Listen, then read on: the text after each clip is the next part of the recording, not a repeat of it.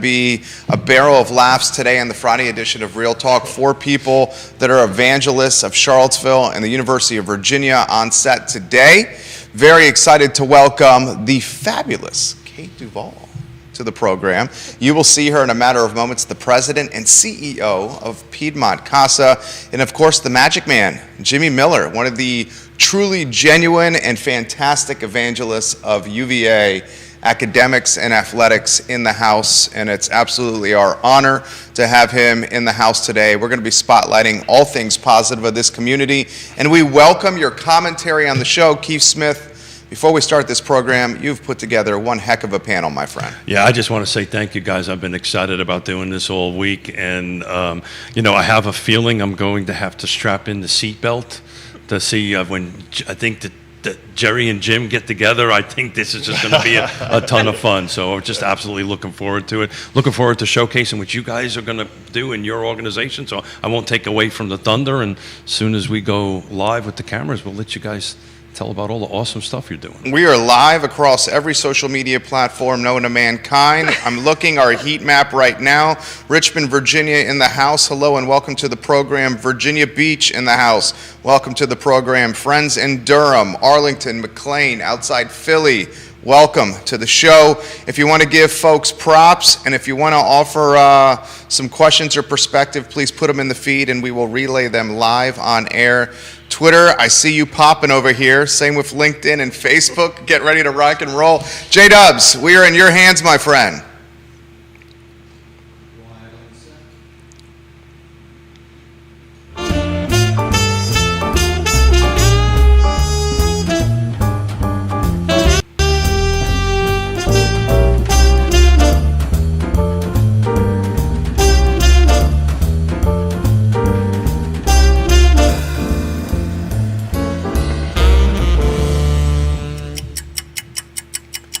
Guys, good Friday morning. My name is Jerry Miller, and welcome to Real Talk, an insider's guide to real estate, life, and the pursuit of happiness. We're live in Charlottesville, across Albemarle County, Central Virginia, the Commonwealth, and the world, here on the I Love Seville Network. Today's program, presented by Yes Realty Partners, a trusted name in the real estate game. Yes Realty Partners, guys, and of course, Charlottesville Settlement Company, Pearl Certification, Interstate Service Company, Scott Mortgage Morris, Shenandoah Joe's, and our fine friends at Segura Solar, making the program and the network possible.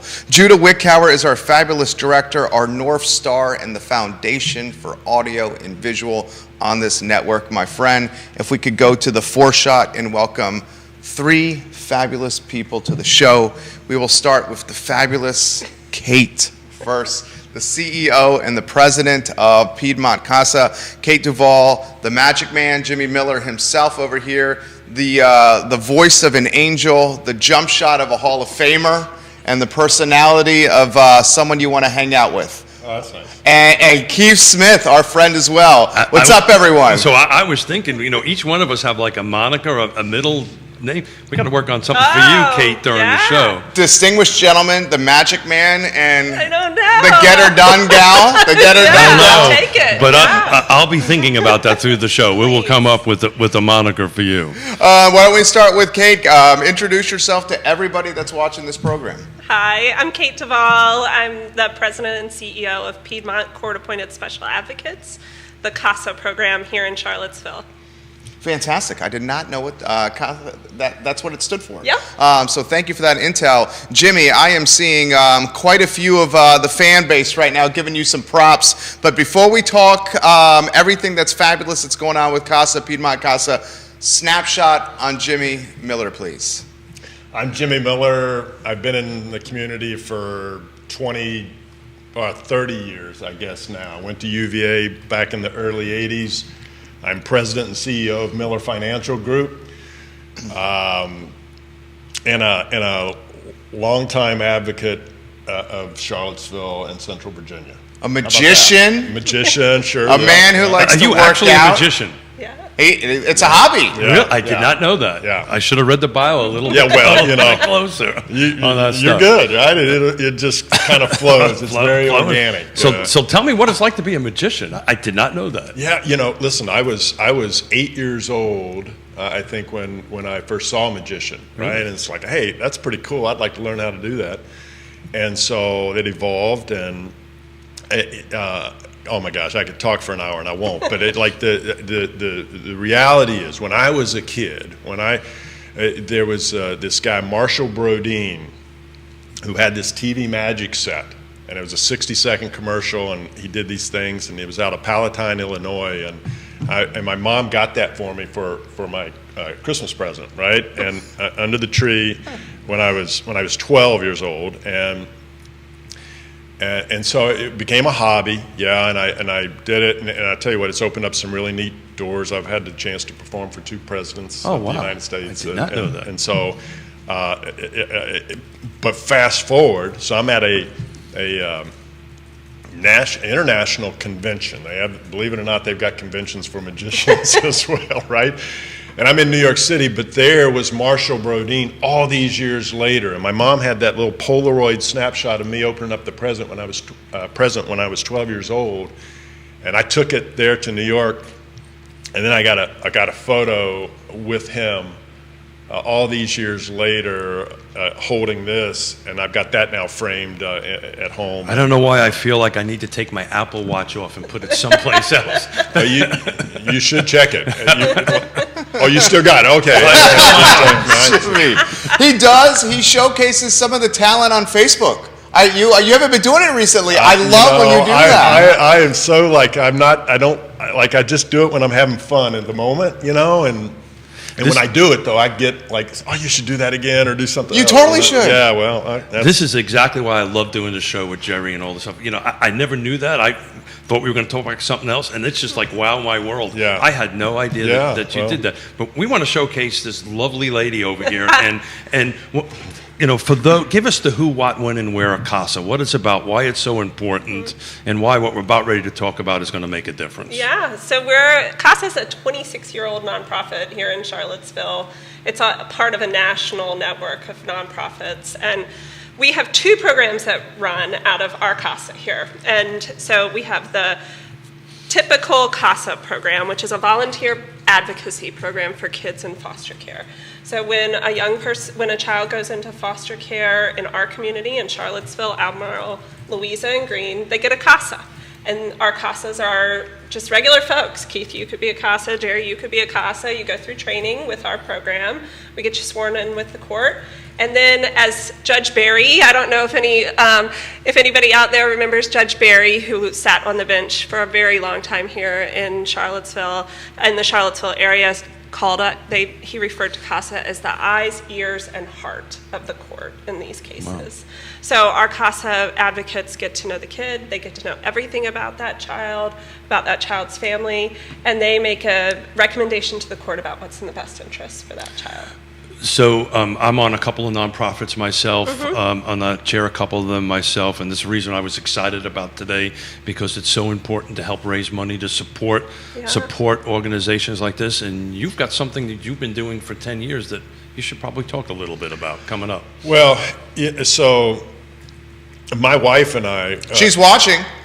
And she says Jimmy met his wife because of his magic. Best store of all. She's watching. Hi, Rachel. That's good. As CC wrote, this is a family thing. That's right. Oh, right. Thank you for bringing me back, man. He's a pro. I saw you going down. I could have gone a lot of ways right there. Okay, where was I? I'm still here. Right. Okay. So my wife really got involved initially with CASA, and then she was She's been everything. She's been everything. I mean, from the interim executive director, where you're sitting, to a volunteer, to working at CASA, to being on the board and serving on as the chair of the board. So she's done it all, and through her, I learned a ton about what CASA did, and so I got involved, and it's near and dear to our hearts as a result. So we've been doing this for over, I mean, she's been involved, we've been involved together, I don't know, 15 years At now, least, maybe, something like that. Yeah. And so about 10 years ago, Keith, we it's probably over a bottle of wine, you know, I mean, we were basketball and young people are something that I'm passionate about, and it's like, how can we bring the two together? And that's where kind of the creation of this bracket breakfast, right? I might be biased, but the greatest sporting event in the world is March Madness. No doubt. Not even close. And so I've had the good fortune of playing in that tournament and being a participant, and then being on the other side of it as a fan, a spectator. And that's kind of how it all started, was like, hey, what if we did a bracket breakfast? And we'll have our own 4 panelists, you know, people known in the community, and we'll get them up there, and we'll assign them each a region of the country, and we'll have our own selection, you know, show.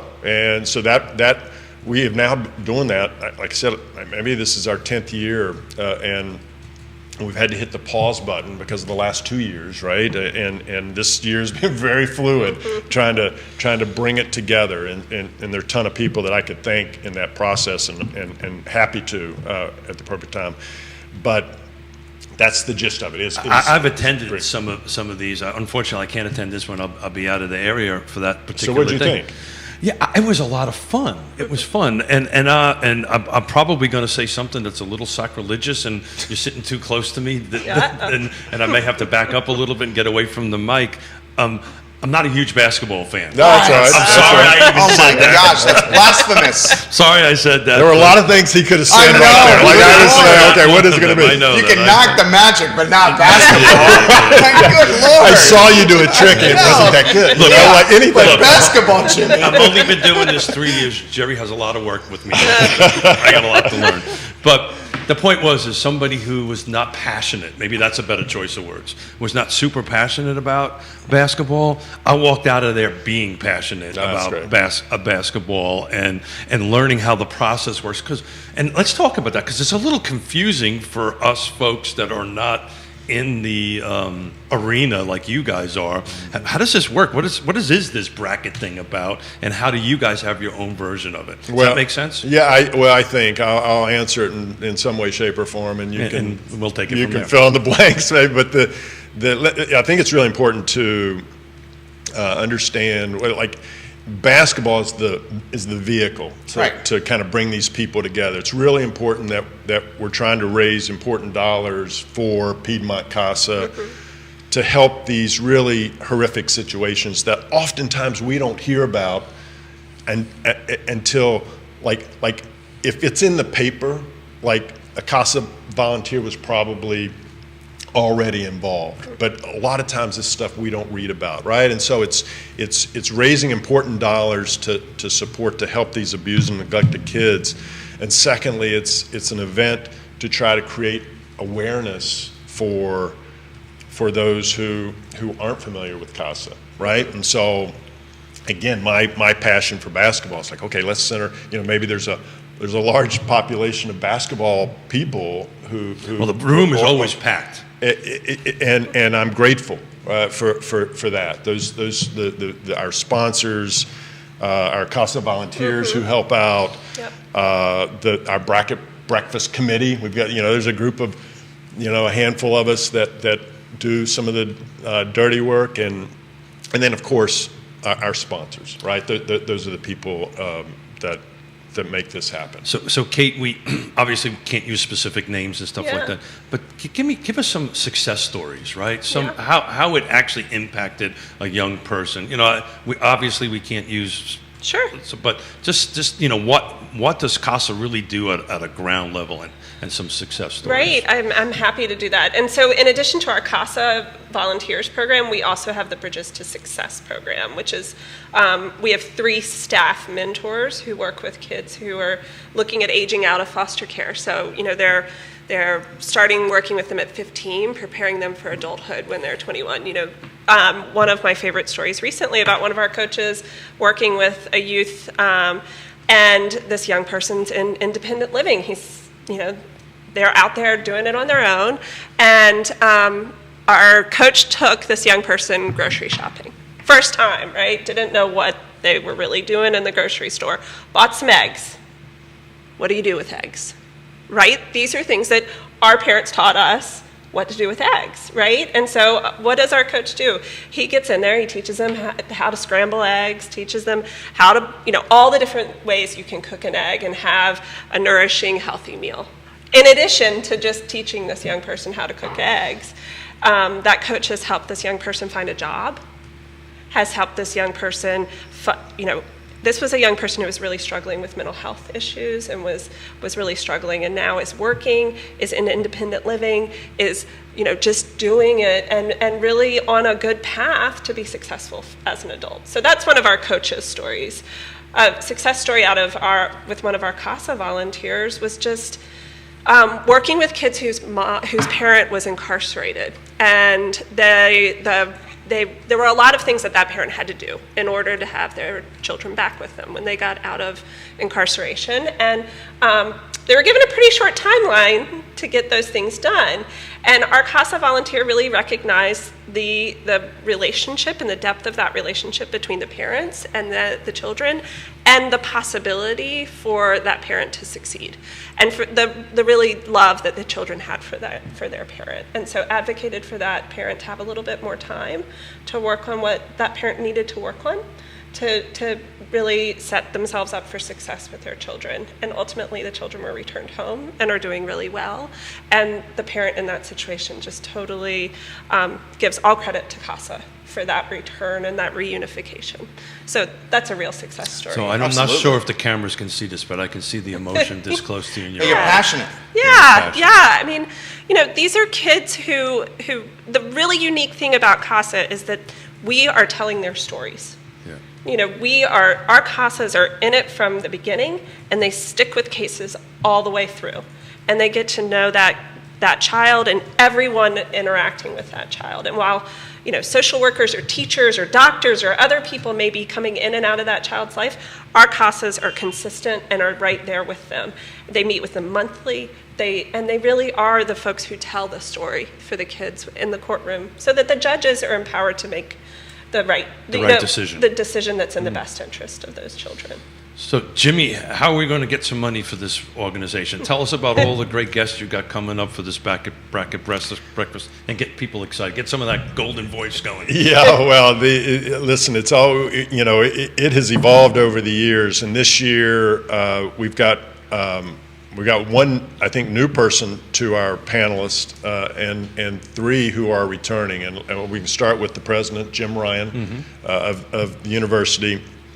He was with us the first time, I think, the last time we did it before pre-COVID, and it was great. It's at the Boar's Head, so he's there, and then of course we got John Grisham, who is really a big basketball fan. Great seats. He's got nice seats. He does have nice seats.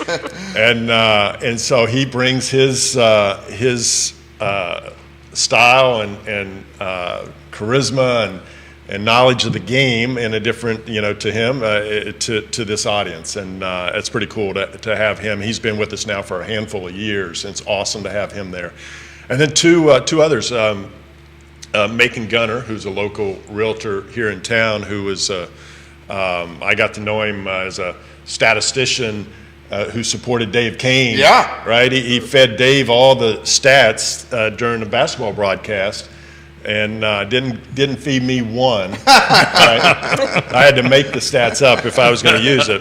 Don't tell me. Now a podcast co-host with Chris Long. Absolutely, yeah. Macon Gunner. He's really, but we joke. He's really talented, and so we got him as a participant in the past, and was so well received by those in attendance that like, man, let's get him back. And then we got our female panelist, Caroline Darney, who is the managing editor for what is bet for the wage? Yeah, bet for the wage with USA Today. Okay. But like I said, she knows, she's very knowledgeable about the game of basketball and all sports, and follows Virginia closely. But she's going to be up there to be able to give a certainly objective perspective from an analytical perspective. The absolute fun of this bracket, even if you just have a periphery of basketball, is to watch the four guests go at it. Yeah. Because I've seen it before. I've seen it with John and different guests. The competition amongst the four guests, it's really fun. How it ends up, it really doesn't matter. No, but just to watch, I mean, particularly Mr. Grisham, once he starts getting his dander up a little bit, it becomes super fun. So that reason alone is worth paying the fee to come join us and join you and watch this fun, and it helps an absolutely great cause. Yeah. So how much of this back at breakfast helps is part of your budget? Well, that's a good question. I think this year we're really hoping to kind of recoup some of what we've lost over the past few years, because we haven't been able to hold it for 2 years because of COVID, right? And so we do really depend on this. Luckily, we've had some emergency funding from government and whatnot has filled in some gaps over the past couple of years, but we're really hoping to hit our goal of $50,000, and we'd love to go above that. In addition to the bracket, we've got the breakfast, we've got the bracket competition, which is a really fun add-on. I'm sure Jimmy can talk about that, and the online auction, which includes a lot of just fun local stuff, local sports memorabilia, as well as some local business items too, which should be a really nice addition. So we're hoping to really have a successful year this year. You will have a successful year. Yeah. How about some of the viewers and listeners that are watching? So Bill McKenzie's watching, and he says Jim Miller performed magic for Cub Scout Pack 36 back in the 90s when I was a Cub Master, and he was absolutely engaging and amazing. Where was NIL then? I know. That would be another revenue stream for Jimmy Miller right now. Where was NIL then? Jack Ferguson Maxwell watching in Scottsville, giving the panel and Jimmy some serious props right here. Rachel has your back 100%, Kate, and she says this about you: thanks for all you do. You're absolutely amazing through all your hard work. And she says Piedmont Casa does the most important work for our community's children. No one else does this work for abused and neglected children who are in front of our local courts.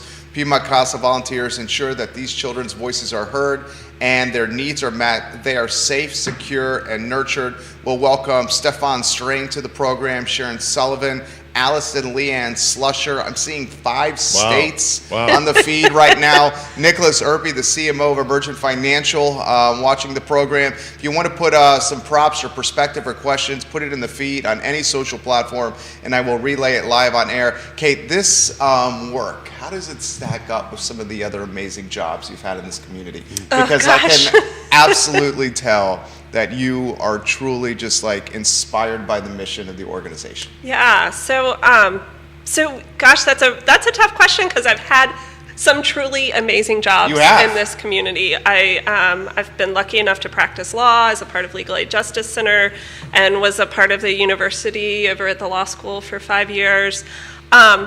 I think that what I really appreciate about this work is how unique the role of a CASA is. There is, like Rachel said, there is no one else doing the work of the CASA. Not that there aren't folks involved with these kids and looking out for them and working towards their best interests, but that consistency that a CASA brings and the duration, they stick with a case. We ask for our CASA volunteers to commit to 18 months so that they can stick with the kid and stick with the case. And that is just a really unique role, and no one else is doing it. And so that's what, gosh, we could talk all day about how important it is to support kids and that, just how wonderful that side of the work is. But I think for me, it's the uniqueness. It's really that no one else in that courtroom is playing that role. So how does somebody volunteer, and what is your great question. What is your requirements? Yeah. Before you answer this, I'm sorry. Yeah. Lisa Napier, you're an absolute rock star. Love you, Kate Lisa. Duvall. Love Giving you. you some props right now.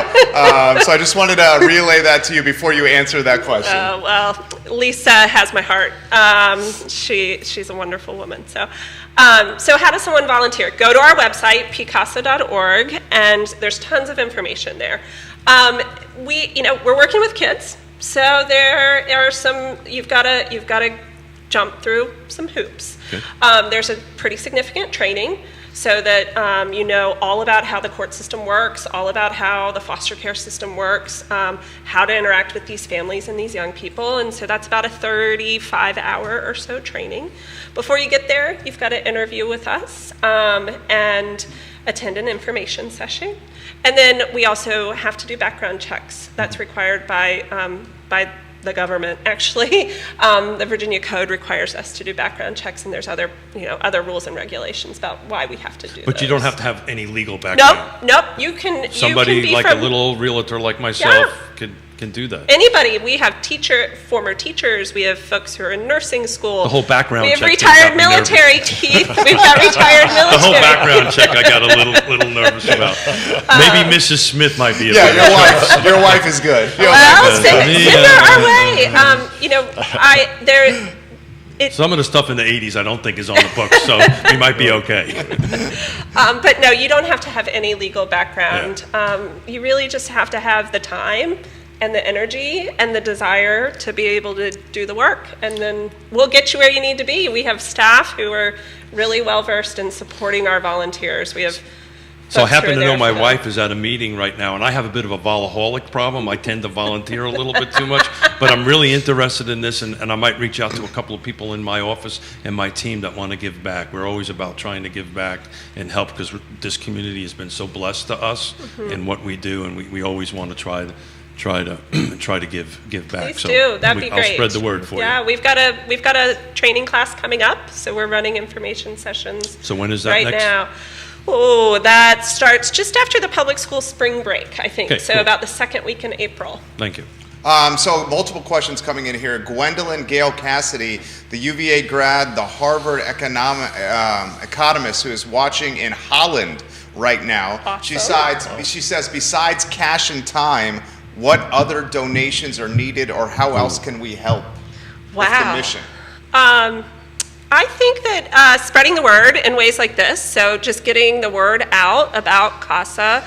There's CASAs not just here in Charlottesville, there's CASAs all across the country. I'm not sure about whether there are any in Holland. I don't think so. But, just if you're not here, getting involved with your local CASA or supporting them in the ways that you can. Coming to the bracket breakfast, just come and have fun. And that's a flight, right? That was a good weave-in, by the way, Kate. You're doing really good. It's more natural at this. Yeah, I also think just learning about these issues and educating yourselves about the way that systems impact our kids, right? Learning about the foster care system, being an informed, member of the community, so that you can take action when needed. So it's foster and adoption, right? Or just on the foster side? So we are assigned to every foster side case. Got it. So some of those end in Sure. adoption, some of them end in independent living for older kids, and some of them end in reunification. We're always hopeful that we can have a case that ends in reunification, but we our CASAs have to consider other options too. This is a good question that's come in here. Will the event be live streamed in any capacity for folks to enjoy online? I think Yeah. we're trying to figure that Trying to out. figure that out. That's right. I know it's it- been discussed. Yes, we're just we're with the ups and downs that I think we've talked about a little bit of this year. Just trying to figure out live stream. Just look at CASA's website, pcasa.org, and we'll be sure to have the latest information about it there. Yeah, that's fluid, right? I mean, Yeah. Correct me if I'm wrong, but I feel like I know we've talked about it, and Yeah. still trying to. Pretty sure there's a Figure guy it at out. a table that can help you with Well, that. Could we get Judah over to? Our technology is your technology over here. So this is from Grayson Long, who's watching in Short Pump. How did the organization manage COVID? Could you put in perspective how you guys survived and got stronger? Oh, wow. Great question. Yeah, so COVID did throw us for a loop All right of out us. the gate, right? Yeah. All of us, Yeah. for sure. But our volunteers got so creative. And I think especially with some of our older youth who are more inclined to pick up a text or FaceTime, so we utilized all of those resources to connect with the kids and the young people that we work with, which is nice and actually opened up some different ways of communicating with them. And then our volunteers got super creative. So we have a volunteer who's a former teacher, and she was working as a CASA with a younger child. And so she put together these little packets, kind of little activity packets, and she would drop them, she'd do the porch drop off and put it there where the child was living, and then she'd go home and they'd get on FaceTime together. And that was just a way of connecting with this child who, like a lot of kids, probably after 2 seconds on FaceTime is ready to peace out. But this activity gave them the opportunity to stay engaged and communicating and really, solidify that bond. So they just got really creative. And that creativity has continued to just shine in the way that our volunteers and our coaches have approached the work since then. So this is a good one for Jimmy. It's a basketball question. Then we got a question. So we got, guys, we're going to get to as many of these questions as humanly possible here. I promise, Michael, we'll get to yours here next. 7 states and 3 countries now watching the program here on the show. Jimmy, play-by-play guys, which is some common similarities between Dave and John, and how much do you enjoy sitting alongside those guys during basketball games? That's from Stacy, who's watching in Virginia Beach. How much do I enjoy? I mean, listen, I get to sit right up close on the court next to Virginia's bench 99% of the time and see great basketball night in and night out. For basketball fans, even if you're not a Virginia fan, but basketball fans, the game the other night against Duke was that was a high level college basketball game, and so I've been really fortunate and blessed and grateful to have had the opportunity to sit in that seat and to see those games up close, having played in games like that in the past, to them being just a casual fan, to now re-engaging in a different way now, and thinking and seeing the game differently. So it's intellectually, it's stimulating, believe it or not, and gosh, I've gotten to know the coaching staff. They're phenomenal people. All those guys on that staff are great, and the kids are super kids. So when you get to, that's part of the experience. And I've always said, I listen, if I don't enjoy that, I wouldn't do it. And it's kind of a little labor of love in that regard. And so Stacy, I love it. Did I answer the other part about the differences between the two? Kaden Freeman. She said similarities and how much you enjoy sitting next to these guys. Yeah, I love it. Listen, I love them both. You know what I mean? Dave was is a pro, and I learned a lot from him and his style and about the role of an analyst. When I had no experience prior to that, so I've learned a lot from him, and he's gone on to continue to spread his wings and advance. And John Freeman, listen, this guy, the great appreciation I have for him, because this is his first year, and a year ago, however he was doing what he does and how they traveled, the hotels they were staying in, the food that they would eat,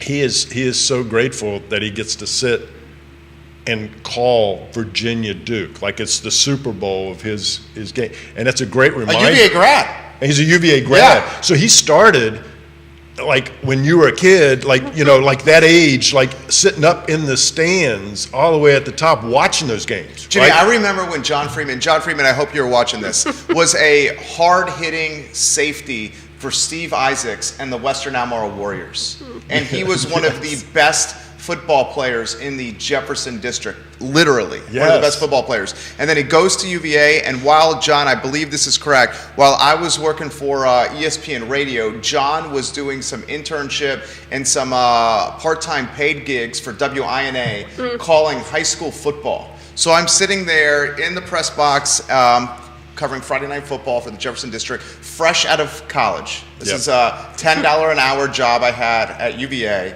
or at the Daily Progress and ESPN Radio. And John is on the other side of the press box calling the games and putting his heart and soul into these calls. I mean, you could see him as like a 20, 21-year-old college student, that his future was going to be so bright in broadcasting. You said something there, I mean, is spot on. The word I think of, and we've used it before with Kate, is passion. Passion. And he is passionate, and he brings that to every game, whether we're playing, and no disrespect to Lehigh or whatever, an early season game, the same level of passion and energy as he did the other night against Duke, for example. And so I love that. Passion is one of my favorite sayings. There's a saying, light yourself on fire with passion, and people will come from miles away to watch you burn, right? I love that, and John Freeman brings a tremendous amount of passion to what he does. You didn't get in the slant and cross a football field in the Jefferson District without fearing John Freeman at one time. And John, I sincerely mean that. More stuff coming in for Kate and for Jimmy. This is from Michael Plecker of Yes Realty Partners, who helped make this possible. He says, among his many talents, Jimmy Miller, basketball, magic, financial advice, broadcasting. He's been known to tickle the ivory keys at the Aberdeen barn from time to time. Jimmy Miller, you tickle? I did not know that. You're a piano player at the barn? What don't you do? Is this true? Angela lets you play the piano at the barn? Angela's great. She's amazing. She is amazing. Yeah. So she it's a slow night, Jerry, and there's like nothing's going on. All right. Could she feel sorry for you? Is that maybe That may be, right?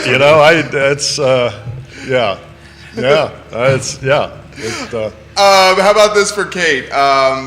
Kate, how many current CASA volunteers do you have, and how many more would you like to have? Has COVID made it difficult to stay connected to children? And for all those that are watching that want to volunteer, how do we go about doing it? Should we visit the website? Good question right there. Yeah, so we have about 100 current volunteers. We are always looking for more. It's a fluid situation, the numbers of young people who need our help, who are coming into foster care. So we're always looking to train folks and to have folks who are willing to put in the time and energy to be a volunteer. And we do have a class coming up, I think I mentioned, in just a couple of weeks. So you can go to our website and find out more. All the information's there about how you do it, pcasa.org. And there was another part to that question. It was about connecting with kids in COVID. I think I maybe touched on that a little bit, but we were able to really use the technologies that are available to us. Thank goodness for our phones and FaceTime and all the other things.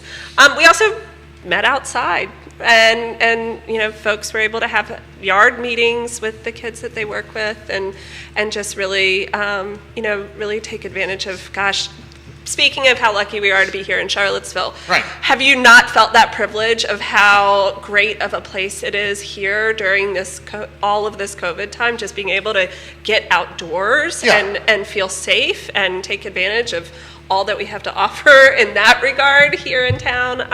I know I've really felt that privilege of having so much green space.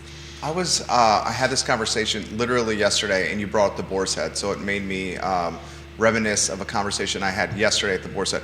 I feel blessed to call Charlottesville our home, and to have a wonderful family and wife and son and colleague whose family in Judah, and this business that evangelizes this community. I mean, I know you guys do too. This community, and Jimmy, so special, so amazing to just live and to reside and to sing its praises. How about some aspects of the community that you absolutely love? Yeah, well, you've touched upon many of those. I grew up in West Virginia, and I came to a small town, and someone said, is there a big town in West Virginia, right? But I came to what I thought was the big town of Charlottesville, and that was a long time ago, and I had the fortune to be able to leave, and like so many of us, come back, and I met my wife, and we too have two kids, 16 and 14 now, and they're growing up in this community, and like for so many of us, right?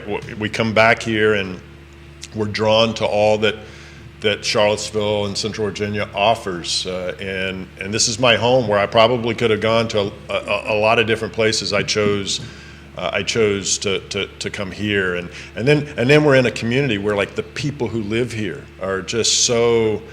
They're phenomenal people, really, and we sometimes maybe we take that for granted. We can't, right? And hopefully COVID has kind of reminded us of all the great things that the people in this community do. Amen. And here we are. We're sitting here, trying to do another event for a really important cause in Piedmont Casa.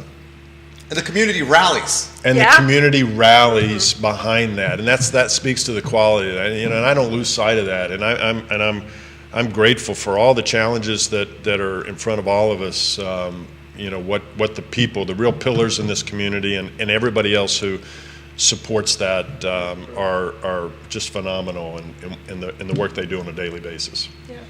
Jimmy, I got to take you in a different direction, because I actually was reading your bio as you were speaking. You performed in front of Bill Clinton and George Bush. Who was the most fun? That's the hardest question you got there, Jimmy. Tell a little story. The most difficult things Jimmy's had to do so far is remember his Facebook credentials and maybe answer this question right here. And you were stumbling with your kids' age too. Just wanted to share that with you. Only because I was having a hard time the other day. He forgot his daughter's middle name. My daughter's name. So. There's a lot of pressure on you. I feel like Clinton. 9 states and 2 countries, Jimmy. No pressure. Don't worry about it. I got to feel Clinton had to be cooler and funner to hang around. Listen, so when that's a guy I'd like to go out and have a beer with. He had just been impeached. Oh, really? So he was probably not feeling it. And that's what you would think, right? Yeah. He wasn't feeling it, and he walked into that room, and it is true. Like, everybody said, "Oh man, he was a great speaker." Like, and he talked like he's just talking to you, right? And they were. So this event started as what was going to be an intimate thing for the holiday press corps party. They throw the White House throws a party every year, right? Mm-hmm. And so it evolved from what was going to be an intimate group of 200 people to 2,000 people. So that changed my act a little bit, I guess. But so my point is, Clinton walked in that room, and you wouldn't have known. Here, the most powerful man in the world, with the weight of the world on his shoulders, and he connected like you were the only one in there. That is true. People said that of him, and that is really true. So. Both experiences were for Bush was the inauguration. That was Bush. Two. Yeah. So W. George Bush and Vice President Cheney were there. So that was during the inauguration. So there were 10 of. So it was less intimate. It was less intimate. We were doing what we call table magic, hopping around from table to table. I did a card trick for Susan. I still have my watch. I'm good. For Susan Lucci, yeah, right? The soap star, right? Star, yeah. So she had her little followers all around her and everything. And I'm like, oh, let me go do a card trick for her, And I went up and I'm doing. Somebody interrupt. It was like the longest card trick, like pick a card and then somebody. It took like 12 minutes for me to get to the point. To get to the point, and. But anyway, yeah, two very different experiences, and both memorable for me. Well, that must have been cool. I would have liked to have been a fly in the room on the Bill Clinton one. That must have been an actual cool. It was pretty cool. So did he engage in the magic with you, or? So no. So I, as part of being a magician, I was trying to prepare so that if I was able to get close enough to him, what could I do that was relatively quick, so that if there was a photo, somebody could look at that photo and say, oh, magic was happening, right? Like that, oh, you know? So I'm going to put you even more on the spot. In my backpack over there, my wife and I play canasta, and I always carry I have 4 decks of cards. Wow. Are we going to get the decks of cards over here? No, I'm not going to do that to you, Jimmy. I mean, I think he would do That's it. a different show, right? I think he would do it. Excuse me. Yeah, I think he would do it. So finish your thought there. So you had a moment you wanted to do something really quickly, and you wanted to, if it was captured in a photo. Was it captured in a photo at all? No, it wasn't. So, Okay. but the effect, what I was going to do is President Clinton, do you have a bill on you, and hopefully you'd have like a $1 bill or $100 bill or whatever, and to be able to take it and then start to make it float like right in front of him, right? Ooh. And so it's his bill, impromptu, and if there was a photo, like people will know, okay, that's President Clinton, and okay, who's the tall guy standing next to him? But that bill's floating, right? So there's magic happening, and that didn't happen. But I was prepared to if that opportunity presented itself. So the window was short where I would get close. Well, I'm to not that. Clinton, but there's a couple of card decks here. Yeah, no, you keep those right over. You keep those right over. Those are funny looking cards, by the way. I don't know. Cards. Well, they're from Europe, okay? I have a little bit of culture, so they're from Europe. Well, and that's good. My wife and I. What part of Europe are these from? So they're Austrian. My wife is Austrian. So what part of Austria? I Vienna. lived in Vienna. Really? Yeah. Vienna. Did you read that in the bio? Didn't get that far. I don't know. No, yeah, it's not in there. I'm That's not in joking, the bio. right? Yeah, is this a full deck? So it's a canasta deck, so it actually has extra cards in it. Oh, no. You might have to watch this yeah. over here, J-Dubs. We got the cards in his hand. Judah Whitcover is our director, who may be adapting on the fly. I'm already literally saying right now. I don't have know you if ever handled a magic You trick? can't see it, He probably. never has. He Can't never see, has. you can't So, see this. so my right? wife and I play canasta. Have you ever played canasta? I have not, So no. it's rummy on steroids. Yeah. And anyway, to make a long story short, we play, and I always lose. And she's so good at it. She gets me like a little bit, like she lets me win a couple of hands, Right. and then comes in and zaps me. And we usually pay for who pays the mortgage payment. And I always seem to lose and have to pay the your mortgage wife payment. sounds like she's a smart Oh woman. yeah, well, poor choice of men, but very very smart. Look at So while our director is adopting on the fly, There's a how bunch about of this one jokers for in Kate? Yep. This is from Holland, from Gwendolyn. All right. What is the care like for foster kids who age out of the system, specifically for housing? She's a huge housing advocate. Yeah. And then she adds, what does the typical foster teen go through when aging out? Gosh, Gwendolyn, that's such a good question because it's a really difficult time. In Virginia, we do have extended services for kids between the ages of 18 and 21. So those are kind of like foster care supports, but way reined back. And so so they can live in a lot of different places. Unfortunately, here in Charlottesville, we don't have as many independent living placements as we would hope. So a lot of our kids who are looking for independent living end up in the Richmond area. And so our coaches who are on staff end up traveling to Richmond or to other places to support them in independent living placements. They can also be in foster care or in, with families that have taken them in. And then the other part of that question was what services? Let's see here. I'm going to get to the end. And Sorry. what does the typical foster teen go through when aging Oh out? gosh, yeah, right? So think back to your 18-year-old self, right? And think about how much you thought you knew, but you didn't really know, and so how many times you'd end up, Now, I'm calling. almost 60 in the same spot, so. Right, and calling like your parents and saying, I was in Dabney 101, old dorms. right. I still call my parents, Absolutely. like I call my mom on the way over here to talk to her. So, but those calls that you would make, Dad, my car needs an oil change. Where do I take it? Right? What am I supposed to do? I'm not in Richmond at home anymore. And so they have so many questions, they have so many needs to prepare them for adulthood. And thank goodness we do have some extended services through the government now that provides them some supports and services through Fostering Futures. And thank goodness for our coaches on the staff at Piedmont CASA. Now, they're not working with every kid in Virginia, but they support about 30 to 35 kids a year, and they are just holistic wraparound mentors. And I talked about the oil change. We have a young person that one of our coaches worked with, who's in, lives out of Charlottesville, has a car, which is pretty amazing, but needed to get an oil change, and called our coach and said, do you know how to change oil in a car? And he said, well, okay, what's going on? Like, tell me the story. And then helped this young person go and showed them how to get an oil change. Where do you go? Where do you find a reputable shop? How do you know that it's reputable? I might need to call your coach. I know, right? So it's life's lessons. It is. It's about preparing them for adulthood. And it's those life lessons, Keith, but it's also the big stuff. So it's about helping them if there's a mental health crisis, helping them on the track to educate, to find educational supports, jobs, housing, you name it. They're So really I was there. smiling on my way in. I was on my phone with my 36-year-old daughter, Yeah. who's driving from Norwalk, Connecticut to Manhattan because she's a makeup artist. She does like movies and Cool. television and all this stuff. Can't do nothing with this. And we were having the exact same hey, I'm having a problem with my car. Brand new car, by the way. Right. I'm having a problem with my car. Well, bring it back to the dealer.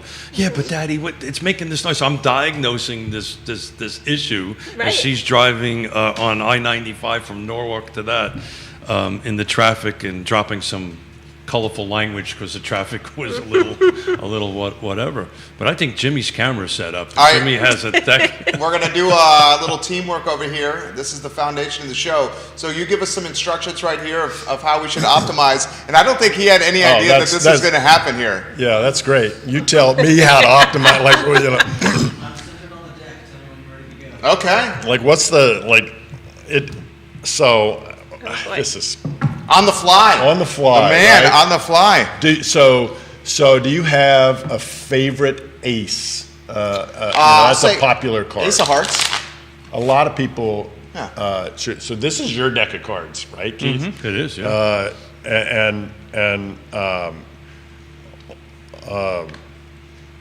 We didn't set this up. We sure He picked it up out of his backpack moments ago. I This is literally completely did. unplanned. I was thinking, so how can I make Jimmy uncomfortable? Can you can you tell I'm like tap dancing right now? Let's see how good Jimmy really is. What was your ace again? I'm Ace of sorry. Hearts. Ace of Hearts. Now, Yeah. so and this is a what deck? A canasta? Canasta deck, so Canasta. it's canasta, so it's a rummy game that you play with. So two there are decks. more than 52 cards. There are more here, than would you 52 say? cards. Though. So it's interesting. Like this is one way to shuffle a deck of cards. I don't know if your camera is picking. Oh, it's this picking it right up. now. I can't see. Yeah. Okay. I can show you right here what you Oh, got. yeah, you're right No, there. okay, That's you good. just see the hand. Yeah. So, remind. What's your ace again? Ace of Hearts. All right, I Ace tell you. of Hearts. So I don't Want know. me to if write they're- this down for you, Jimmy? Yeah, I know, I right? think this It's is like- part of the trick, Keith. I'm just gonna riffle down the side of the deck. And I want you to say stop Okay. anywhere. All right. I mean, it can be literally on the 26th card or the 14th card. I don't care. All right. Okay. But you stop anywhere you want to. Okay, stop. Right there. Right there. You can change your mind. I like that spot, Jimmy. You're happy with the mind you have. I am happy. That was a little joke right there. You know. So No, I wrote that note Oh, you're down. right. Yeah, Happy yeah. with his mind. Right. I often think about that 4 times a week. I'm just yeah. So this is different cards, and I know we're doing it here on the table, and it's hard to see the cards, but you did stop on one card. I did. Right, and that was the what was the ace again? The ace of. I'm not going to tell What you. was it? Heart? Ace of Hearts. Would that be like? Would the? Hey, hold on, I got the clap right there going. Oh, Jimmy nice. Miller making Wow. magic again. How about that? Jimmy, thank you for doing That's that. Oh awesome. man, yeah. Thank you. Yay. Thank you. Oh, that was so good, I will Jimmy. have to tell you, I've made Charlottesville's finest is giving Jimmy Miller some props outside our studio. They love the Magic Man. Charlottesville's finest right there. Ray Cadell, the horn player, is giving Jimmy Miller some props right now on the show. That was awesome, That's dude. so great. Oh wow. Yeah. Wow. I almost want to ask you how you did that, but I won't. Yeah. Well, it's How many cards are in the canasta deck? So there's, it's like excuse me? I don't know. Yeah, How yeah. did you so, know there were more cards? You can tell by the Well, he said, but it did feel thicker. Thicker? Yeah. So yeah, I'm- and you I'm also not- pulled out a bunch more a bunch more Is this all your stuff? dude? jokers. Yeah, there are a lot of jokers in there, and Yeah, so Canasta a has lot a of bunch jokers I in think here. it's- There's a lot of things in common. So I think it's 54 cards in it because there's 2 extra jokers. Okay. 2 extra jokers in it. So on that. So you did that with an extra 2 cards in it. That's crazy. Jerry actually did it. I really didn't do You anything. didn't do anything. He just said, picked a card and said stop. So that, Is that how that You works? know, So we have done That was quite a bit so live good, on this Jimmy. show to have fun. Yeah. To include, Jerry and I get dressed up in 1966 spandex, Batman and Robin. That was Oh, one of the wow. best moments in Wow. I Live Seville Network history. Jimmy Miller pulled that up. You guys have made this show truly a joy, a joy. How about this? Why don't you take a moment, Kate, to offer a message to the community about Casa, Piedmont Casa, everything that you guys have cooking, and what it is that you absolutely love about Charlottesville and Albemarle in Central Virginia. Yeah, I think I'm going to echo what Jimmy said earlier, which is just about the people of this community. And I'm going to echo it in what I love about Charlottesville, which is the folks here, right? The people that make up this community and that support us at Piedmont Casa. And I'm going to echo it in my thanks and say thank you to everyone who supports us in all the ways that they support us, as volunteers, as donors, as just friends of Casa, in all the ways that just comes about, and just for being there for us. And also hopefully for being attendees at the bracket breakfast. So yeah, it's all about the people. That's what I think really makes this place home for me. Great answer. You are fantastic in this setting. Seriously.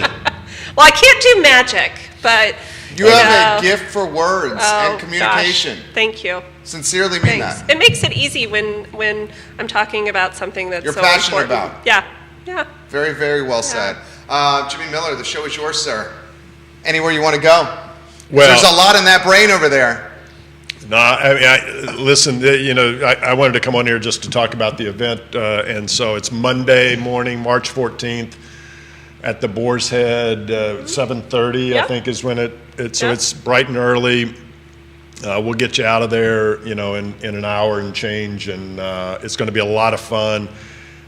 We've got those amazing panelists, and we're going to talk basketball and about the greatest sporting event that's going to unfold over the next 3 weeks after that. There'll be a ton of great prizes and giveaways along the way, and we want people to come out and support Piedmont Casa, and that's really what this is all about.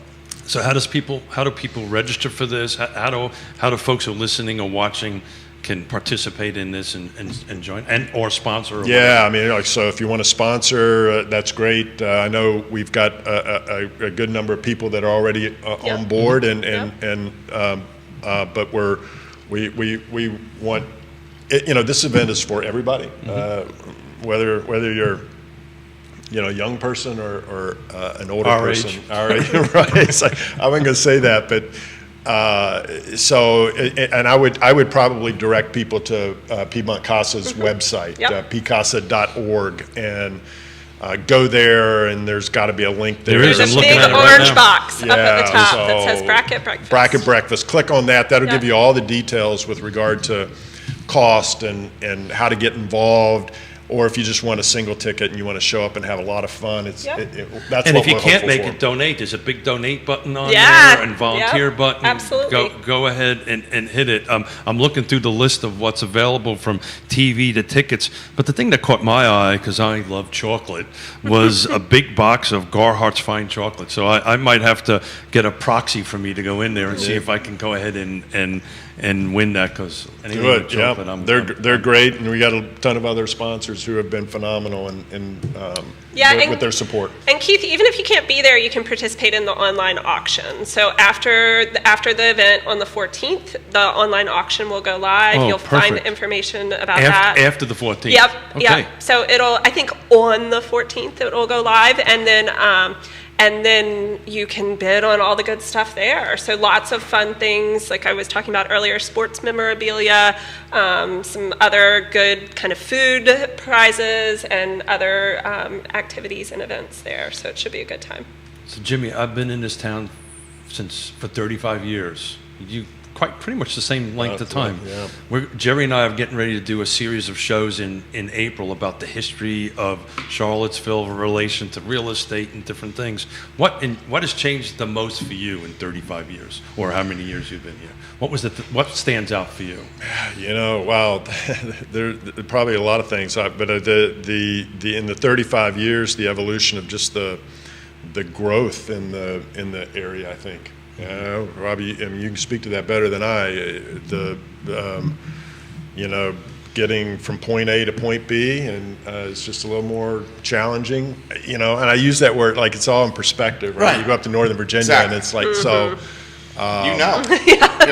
Yeah. That's probably more people come here for all the reasons that we did 35 years ago. So that conversation with my daughter, who was coming from Norwalk to one, it's a 30-mile drive. She was on her second hour. Oh, yikes. On that. Brutal. But everything has changed a little bit. I think one of the, and my wife and love the opera and music and all these different things. One of the big things that I like, what really boosted this community, was when the Paramount went from being, most folks who've been here, was abandoned. It was a vacant building, and a lot of folks got together and turned it into this awesome venue that you can see, top acts on it. But this is a neat little town. You get an opportunity to see world-class basketball, right? World-class sports, from baseball. Yeah, Keith, you touched upon something there. When I came to school here in the early 80s, you didn't come downtown on the downtown mall. When I came to, we could speak to, I was here in 2000, and my buddies and I took the trolley from Bonnycastle Circle to the downtown mall to see Agents of Good Roots play at Miller's. Yep. We walked into Miller's as 18-year-olds, looking perhaps for some trouble. And we go into Miller's, and the folks that were inside there, this is 2000, said students are not welcome here. Yeah. And now you look around the downtown mall, you have UVA students everywhere. You got UVA students everywhere. The Paramount is thriving, and pre-COVID, right? That was, and we're getting back to that, right? That's what I'm hopeful for. I'll tell you what, I wandered down the downtown mall. Oh my God, when was the last day we had? It was 60 degrees and sunny. Monday, I think it was, or Tuesday. Who knows in Virginia? Tomorrow it could be 100 degrees. It was packed. It was like a Tuesday, if I remember correctly. It was after the show. That's right. It was packed, which was great to see, right? It was great to see people out. And Jerry and I have been talking about this over the last couple of shows, and maybe in your world you can share about it a little bit. It just seems like this pendulum is starting to swing, from where we were with, COVID. It just seems like folks are getting out a little bit more. Are you seeing that in your world? Sure. Yeah, the people, we're all, talk Duke on a couple nights ago. Place was packed. What? At the game. Oh, absolutely. Yeah, no. JBJ was rocking. It was, right. So how did that feel to go back to that? It was quickly like, man, this was old time, right? Yeah. That was the way it used to be, and that environment is electric, people are eager to get back out, travel, stay in hotels, spend money, and retail shopping, and all that stuff. And go to the Bracket Breakfast. Yeah. And come out to the Bracket Breakfast. We'd love to see you out there for sure. Last one, we'll close on this, and this is for Jimmy. And we're not going to get to all these guys. We're mindful of their times, but last one for you.